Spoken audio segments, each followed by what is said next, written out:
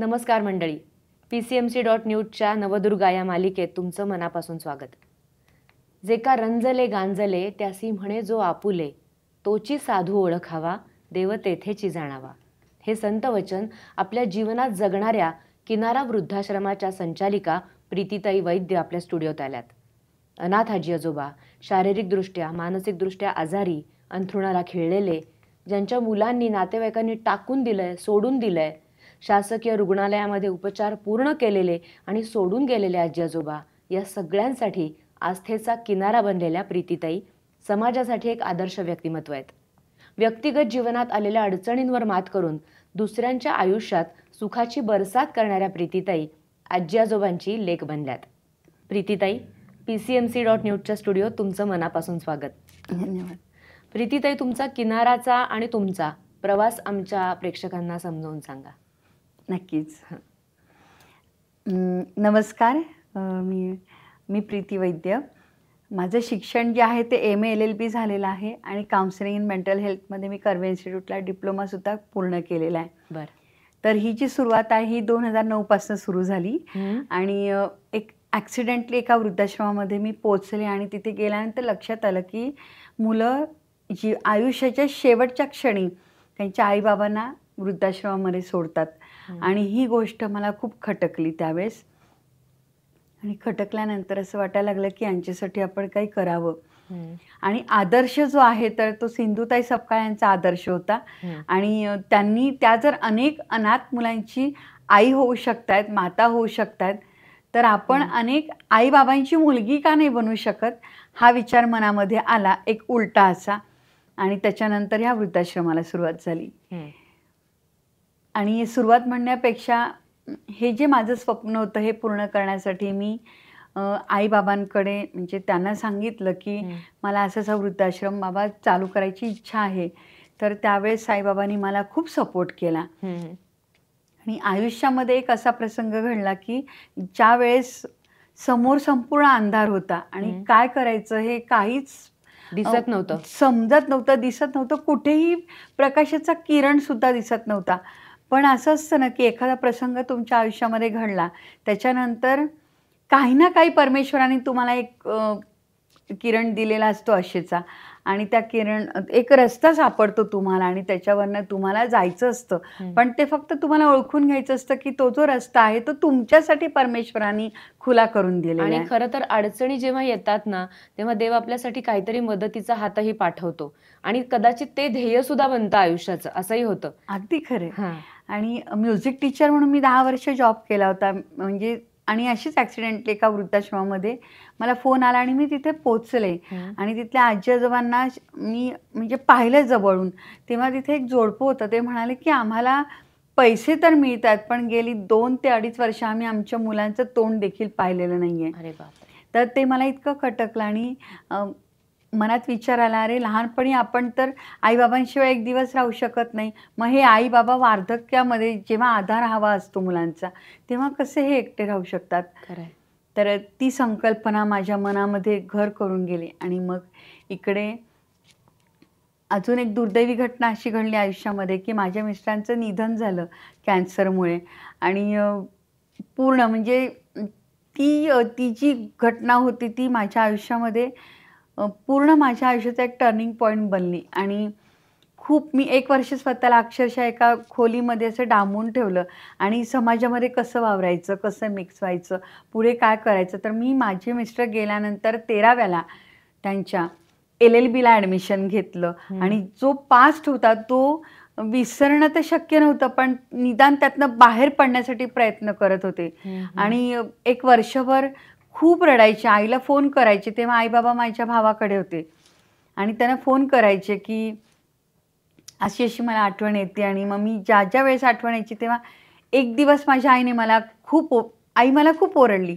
आई म्हणाली, अगं तू आता गेले 7-8 महिने झाले नुसती रडतीयस फोनवरती आणि आता बास, आता तू रडणं बंद कर आणि जे तुझं उद्दिष्ट आहे, जे तुझं स्वप्न आहे ते पूर्ण करण्यासाठी तू प्रयत्न करायला सुरुवात कर.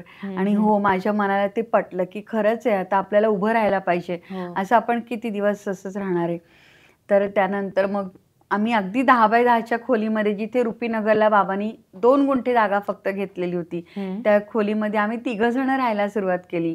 माझे आई बाबा माझे पंख आहेत मेन म्हणजे, आणि आज त्या पंखांनी मला बळ दिलं उडण्याचं आणि उभं राहण्याचं. त्याच्यामुळे आज इथपर्यंत आपल्या किनाऱ्याचा प्रवास गेली 17 वर्ष सातत्याने चालू आहे.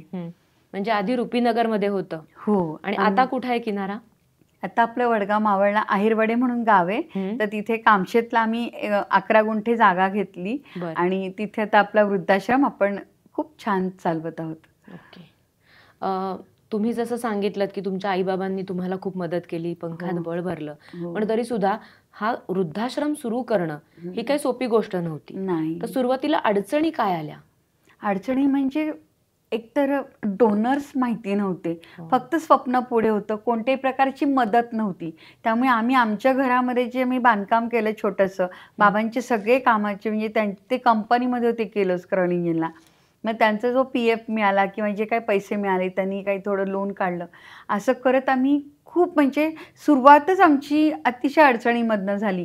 आणि मग स्वयंपाक आम्ही स्वतः करायचो, डायपर्स आम्ही स्वतः बदलायचो, आज्यांना आंघोळ घालणं, त्यांची स्वच्छता करणं, म्हणजे जे घरामध्ये आपल्याला लागतं. तर तसं आमचं तिकडे सगळं सुरू झालं. आणि आम्ही सुरुवातीला फक्त 3च आजी आजोबा होते आणि त्याच्यावरनं सुरुवात केली. बरं, आता किती आजी आजोबा आहेत? आता आपल्या वृद्धाश्रमामध्ये 60 आजी आजोबा आहेत आणि ही संख्या आहे ती 100ची क्रॉस पण होत असते, कधी कमी पण होत असते. आणि आता आपल्या दुसऱ्या बिल्डिंगचं बांधकाम चालू आहे, त्याच्यामुळे आम्ही ही संख्या थोडीशी लिमिटेडच ठेवलेली आहे. पण शक्यतो 100च्या पेक्षा जास्त आजी आजोबांना ठेवणं म्हणजे ते तसं थोडंसं प्रॉब्लेमॅटिकही मेंटेन करता येत नसेल. हां, म्हणजे आमची जी संख्या आहे ती 100च्या आसपास नेहमीच असते. बरं, कुठल्या प्रकारचे आजी आजोबा आहेत? म्हणजे सुरुवातीला जसं म्हटलं की मानसिक दृष्ट्या पण कमजोर, विकलांग, आणि अजून कुठून कुठून हे सगळे तुमच्यापर्यंत पोहोचतात? आपल्याकडे ससून हॉस्पिटलमधनं आजी आजोबा आणले जातात. सर्वात महत्त्वाची गोष्ट अशी आहे की टायअप आपल्या सर्वांशीच आहे, म्हणजे जे गव्हर्नमेंट हॉस्पिटल्स आहेत त्यांच्याशी तर टायअप आहेच आहे. आणि कधी कधी आपल्याला कोकणातनं वगैरे पण फोन कॉल्स येत असतात की असे आजोबा आहेत तर तुम्ही त्यांना घेणार का. तर असं काही आपण क्रायटेरिया ठरवलेला नाही, पण शक्यतोवर पुण्या भागातली जी आजी आजोबा असतात त्यांना आपण घेत असतो. आणि अजून एक महत्त्वाची गोष्ट म्हणजे आमची शोध मोहीम असते, ज्याच्या अंतर्गत आम्ही स्वतः गाडी घेऊन जातो आणि अन्नदान म्हणजे त्यांना जेवण देण्याच्या एका माध्यमातून आम्ही त्यांच्यापर्यंत पोहोचत असतो. आणि आम्ही लक्ष ठेवतो त्यांच्यावर की हे किती दिवसांपासून तिथे आहेत. आणि ज्यावेळेस आम्ही त्यांच्याशी 2-4 प्रश्न विचारतो त्यांना, तेव्हा आम्हाला कल्पना येते की ते कोणत्या बॅकग्राऊंडमधनं आलेत. तर आम्हाला अनेक म्हणजे याच्यामध्ये हा फार मोठा समुद्र आहे की अनेक अडचणींमधनं ते आजी आजोबा तिथे आलेले असतात. कधी सुशिक्षित पण सापडतात, कधी हाय क्वालिफाईड पण आजी आजोबा असतात, आणि कोणी कोणी तर खरंच म्हणजे त्यांना 3-3, 4-4 मुलं असतात, ते सुद्धा रोडवरती येऊन कधी कधी भिक्षा मागताना बसलेले आम्हाला आढळतात. आणि असा प्रॉब्लेम होतो ना की घरामध्ये छोटासा वाद झालेला असतो आणि त्यांना नसतं पटवून घ्यायचं. अर्थात जनरेशन गॅप ही खूप मोठी गोष्ट आहे, त्याच्यामुळे छोटंसं काही गोष्ट घडली की ते हर्ट होतात आणि ते घराबाहेर पडतात.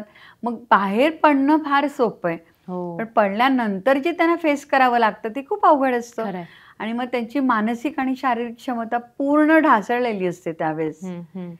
मग आम्ही काउन्सिलिंग करून त्यांना घरी पाठवण्याचा पण प्रयत्न करतो. कधी कधी आज्या खोटं बोलतात, त्यांना 2-2 मुलं असतात पण त्या खोटं बोलतात, त्यांना लपवायचं असतं की किंवा नसतं जायचं जोपर्यंत राग असतो. ते कसं असतं की एक म्हणजे लाजिरवाणी पण गोष्ट आहे की मला मुलं आहेत पण ती सांभाळत नाहीयेत, हे सांगणं खूप भूषणास्पद नाही ना, म्हणूनही कदाचित लपवत असतील, असंही असेल. खूप ते तर अगदी खरं आहे. आणि बऱ्याच घटना अशा त्यांच्या आयुष्यामध्ये घडलेल्या असतात की ते विसरू शकत नसतात, असं पण आहे. आता ह्या ज्या म्हणजे 16-17 वर्षाचा जो प्रवास आहे त्याच्यामध्ये अनेक प्रसंगांना आम्हाला तोंड द्यावं लागतं.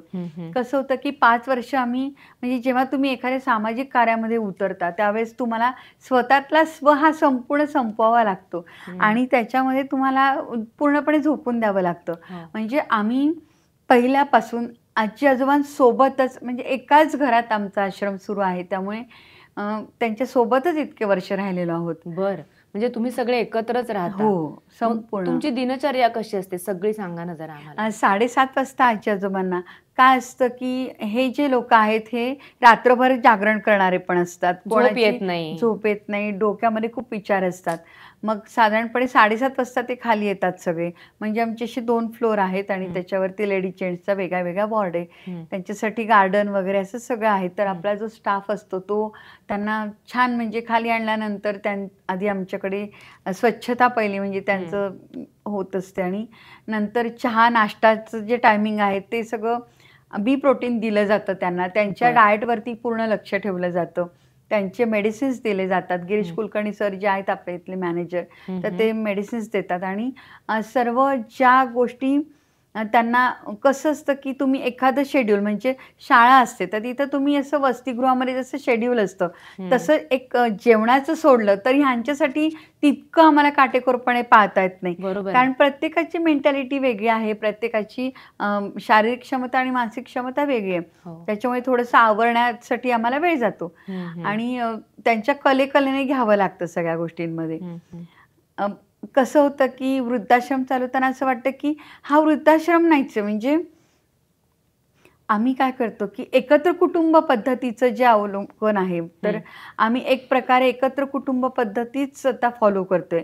म्हणजे एका कुटुंबामध्ये जसं एकमेकांबरोबर नातं जोडलं जातं तसं नातं यांच्यामध्ये सुद्धा तयार होतं. हे आजी आजोबा वेगवेगळ्या बॅकग्राऊंडमधून आलेले आहेत पण त्यांना त्यांचं घर म्हणजे हे घर समजून त्यांना इथे राहणं किती अवघड असतं हे त्यांच्या जागेवर जेव्हा आपण जाऊ तेव्हाच आपल्या लक्षात येतं. खरंय खरंय.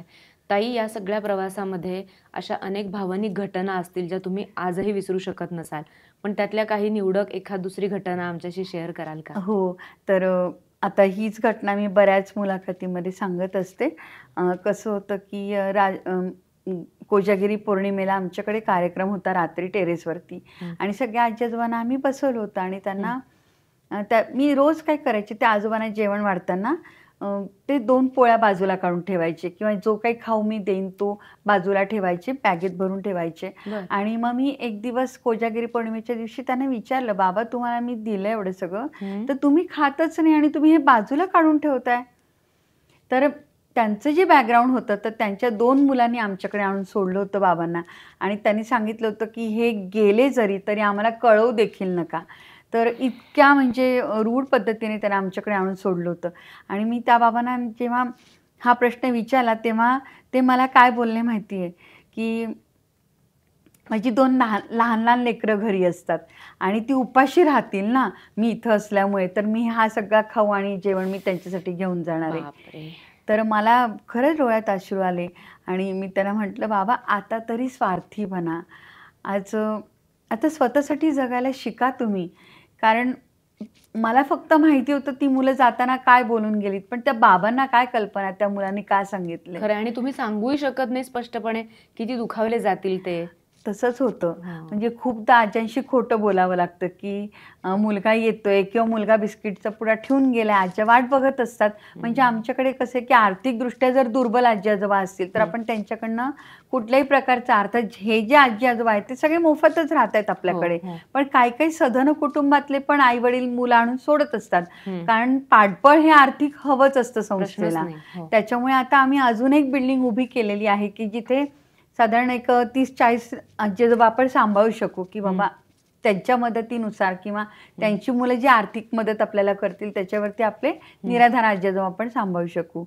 तर तसे पण असतात तर त्यावेळेस त्या आज्यांना मुलं भेटायला जर नाही आली समजा काही केसमध्ये असं घडतं की एकदा सोडून गेले की मग काय नाही मग भेटायला जायचं नाही पण आई वाट बघत असते.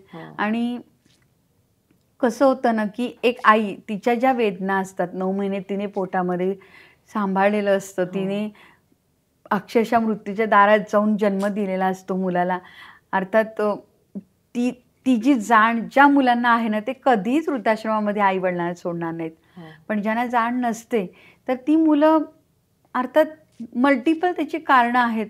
पण मी तर असं म्हणेन की वृद्धाश्रमामध्ये जाणं किंवा एखाद्या आईला सोडणं कसं हे धैर्य होऊ शकतं कोणाचं. हो ना.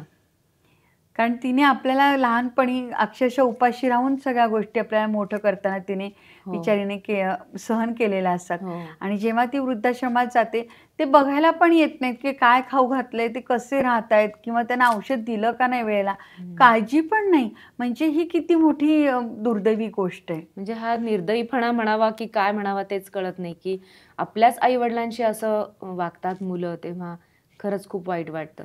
आणि अजून असं एखादा प्रसंग आहे का ताई, की म्हणजे मुलं सोडून तर गेलेलीच आहेत, पण ती आजी किंवा आजोबा कुणीही तुमच्याकडे हट्टच करतायत, मला माझ्या मुलालाच भेटायचंय किंवा त्यावेळेला मुलीची भूमिका तुम्ही घेता, हो. तेव्हा कसं असतं ते सगळा तो प्रसंग कसा असतो?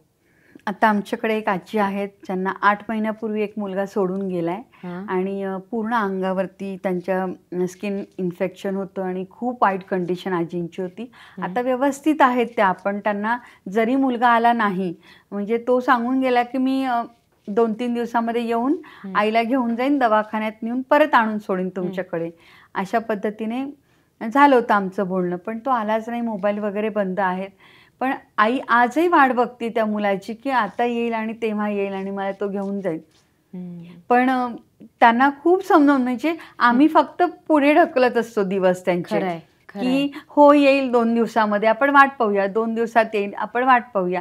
आणि मग काय होतं, की थोडे दिवस सरकले पुढे, की मग ते रुळून जातात आमच्याकडे. हो. आणि ते जेव्हा बघतात ना, की आपल्याला मुलगा तरी आहे, म्हणजे ज्यांची मुलं आहेत, आपल्याला मुलगा तरी आहे, पण ज्यांना मुलं नाही आहेत, घर नाही आहेत, मग आम्ही त्यांना समजावून सांगतो, "आजी हे बघा, ह्यांची तर मुलं सापडली पण नाही आहेत, तुमचा तो मुलगा तर आहे, तो तुम्हाला सोडून गेलाय." मग त्यावेळेस त्या प्रसंगामध्ये थोड्या तरी त्या जरा स्थिर होतात. आणि आम्ही त्यांना आशेवर ठेवलेलं असतं. खरं सांगायचं तरी खूप मोठी चुकीची गोष्ट आहे. हो. पण आम्ही त्यांना आशा दाखवत पण असतो. काही पर्यायच नाहीये ना तुमच्या समोर. अशा हो. प्रसंगामध्ये काय करणार? आणि कधी-कधी आम्ही त्यांना मग कधी खोटी आशा नाही दाखवत. आम्ही त्यांना स्पष्ट सांगतो, "आजी येईल तेव्हा येईल, आपण बघूया. पण आहे तो दिवस तुम्ही जगा. आता जो भूतकाळ आहे तुमचा, तो विसरायचा प्रयत्न करा." म्हणजे जे रस्त्यावर आम्हाला आजी-आजोबा सापडतात, त्यांना आम्ही तेच सांगतो, की जे झालं ते झालं.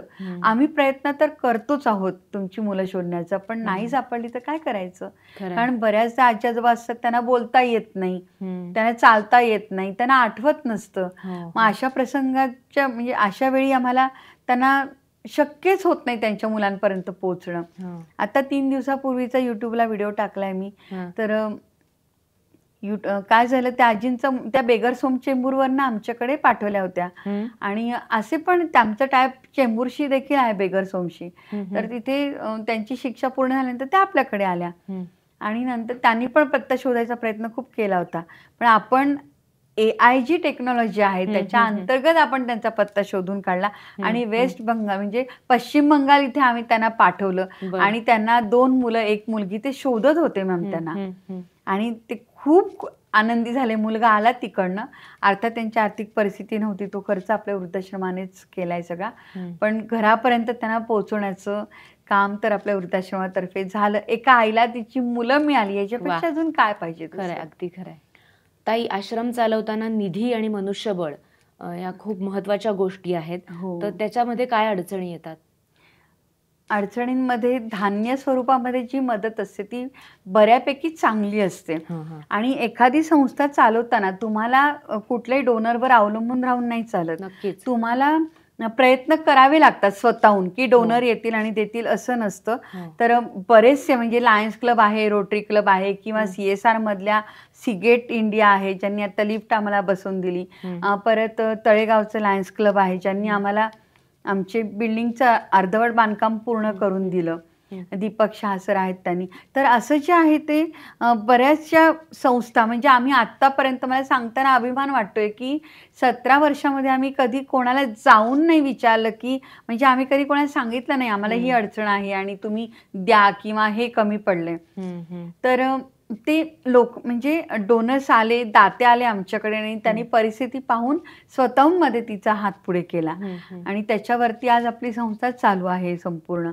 आणि आमचं टायअप जे आहे ते बऱ्याच म्हणजे मेडिकल एक्सपेन्सेस बरेच असतात. तर हो. मायमर हॉस्पिटलशी आमचा MOU झालेला आहे, अपोलो हॉस्पिटलशी MOU झालेला आहे बँगलोरच्या. हां, हां. तर त्याच्यामुळे मेडिसिन्स वगैरे मिळतात. बरं. आता कोणाचा वाढदिवस असेल तर ते हां. सेलिब्रेट करायला येतात. कोणाचं वर्षश्राद्ध असतं, सणसूद असतात घरामध्ये. हो. मेन तुम्हाला फार मला महत्त्वाची गोष्ट सांगायची म्हणजे समाजामध्ये भले 2% लोकं का असेना, पण ती जी लोकं आहेत ना, ती खूप मोठ्या मनाने आपल्याशी जोडलेली असतात आणि ती कायमस्वरूपी जोडली जातात.